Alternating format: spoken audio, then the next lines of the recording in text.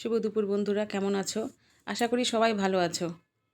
আমাদের অ্যানিভার্সারির কিছু মুহূর্ত ভাবলাম তোমাদের সাথে একটু শেয়ার করি। তেমন করে কোনো কিছুরই প্ল্যান ছিল না, শুধু কেকটা কাটারই প্ল্যান ছিল। তো কেকটা কাটা হয়ে গেলে আমরা আর কি বেরিয়ে পড়ব।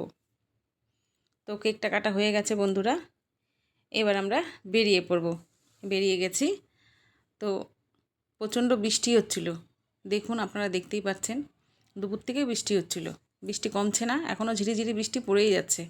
তো এই বৃষ্টির জন্য রাস্তায় জল জমে গেছে বন্ধুরা, আপনারা তো দেখে বুঝতেই পারছেন কতটা জল। তবু বেরিয়ে পড়েছি, কি করব।